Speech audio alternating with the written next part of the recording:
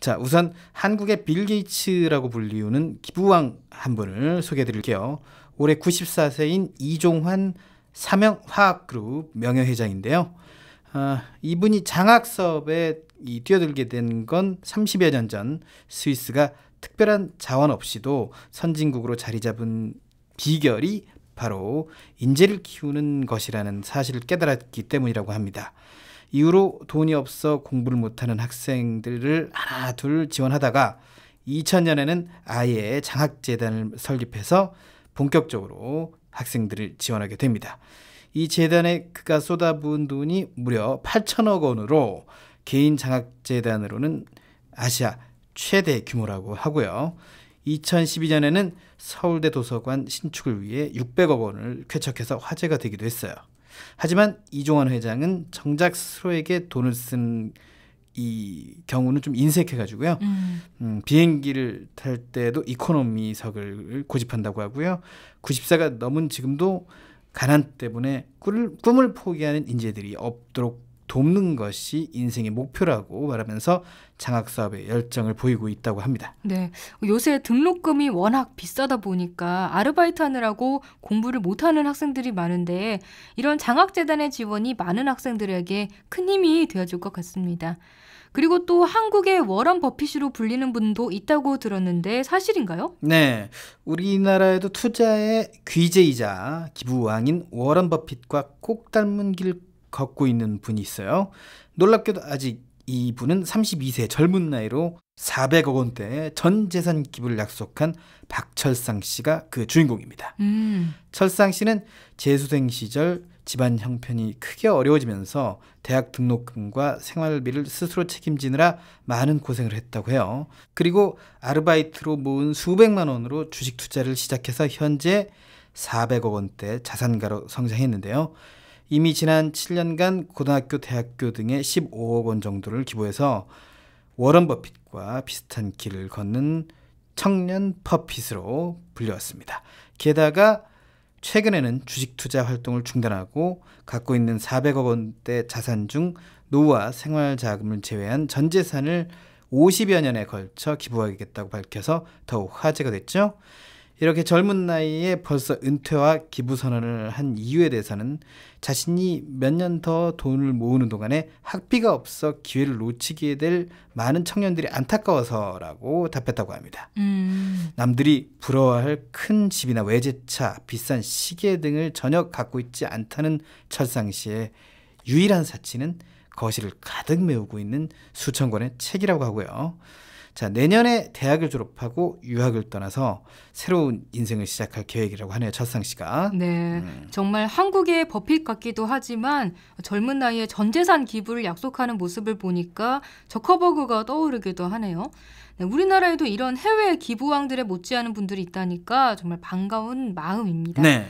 네, 그리고 또 지난번에 알아본 기빙 플래지 같은 고액 기부자들의 모임이 국내에도 있다고 들었어요. 네, 맞습니다. 사랑의 열매 캠페인으로 잘 알려진 사회복지 공동모금회가 2007년 설립한 고액 기부자 클럽, 바로 아너 소사이어티인데요. 일시 또는 누적으로 1억 원 이상을 기부하면 이 클럽의 회원이 될 수가 있습니다. 정홍원 전 국무총리 등 정치인들을 비롯해서 축구감독 홍명보와 골프선수 최나연 등 스포츠 선수들도 다수 있고요. 연예인 중에는 최초 가입자인 현영 씨를 시작으로 문근영, 신민아, 수혜 씨 등 배우들과 수지, 유나 등 아이돌 스타까지 다양한 분들이 가입돼 있어요. 또 최근에는 리우올림픽에서 여자 골프 금메달을 딴 박인비 선수가 사회복지 공동모금회에 1억 원을 전달하면서 아너 소사이어티에 가입했는데요. 박인비 선수가 1275호 회원이라고 하니까 이미 1275명의 이 클럽이 가입을 한 거죠. 그렇죠? 네. 그러니까 이분들 중에는 유명 스타분뿐이 아니라 네. 그냥 평범한 우리의 이웃들도 많이 있으시다는 거죠. 그렇습니다. 그중에는 남편과 아내 부부가 모두 아너 소사이어티에 가입한 부부 회원도 있어요. 논산의 한 기부천사 부부의 사연을 소개해드릴게요.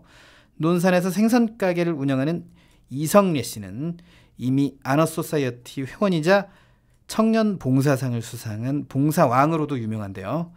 23년간 함께 온 아내 최상의 씨가 얼마 전 위암으로 수술을 받게 됐습니다. 다행히 수술은 성공을 했지만 아내의 여인 모습이 안타까웠던 남편은 특별한 선물을 준비했는데요. 바로 아내의 이름으로 1억 원을 기부하기로 한 겁니다. 이렇게 해서 논산의 두 번째 아너소사이어티 부부가 탄생했는데요. 13살 때부터 온갖 허드렛 일을 하며 돈을 모아 지금의 생선 가게를 차린 이성례 씨는 가난의 고통을 누구보다 잘 알기에 넉넉지 않은 형편에도 기부와 봉사에 힘써왔다고 해요. 지금까지 이성례 씨가 낸 불우이웃 돕기 성금만 2억 원에 달한다고 하는데요.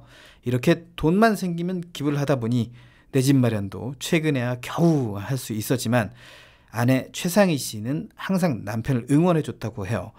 이런 아내에게 미안하고 고마웠던 이성례 씨는 이번에 아내의 이름으로 기부를 하는 특별한 선물을 하게 된 거군요. 그죠? 네, 뭐 사랑하면 닿는다더니 이웃을 사랑하는 마음까지 꼭 닮은 아름다운 부부였습니다.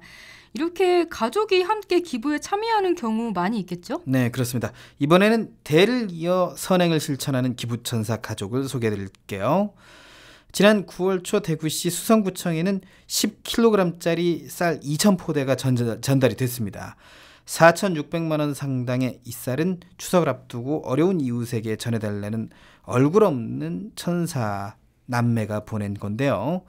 이들은 이름을 밝히지 않은 70세 할머니와 그 남동생인 68세 할아버지로 2년 전 세상을 떠난 아버지의 뜻을 이어받아 해마다 이웃사랑을 실천하고 있습니다. 키다리 아저씨라는 별명으로 불렸던 이들의 아버지는 2003년 추석을 앞두고 형편이 어려운 이웃들에게 전해달라며 20kg짜리 쌀 500포대를 수성구에 처음 기부했는데요.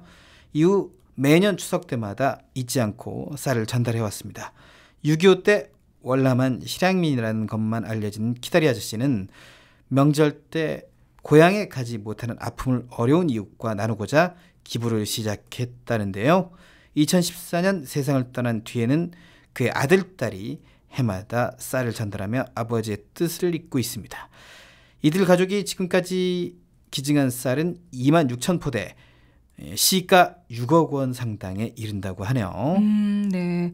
많은 재산을 물려주는 것보다도 이런 아름다운 기부 정신을 물려주는 것이 가장 값진 유산이 아닐까 그런 생각이 드네요. 네, 그렇죠. 그리고 서울 강동 경희대병원에는 치료비가 없는 환자들을 도와주는 또 다른 키다리 아저씨가 있다고 해요.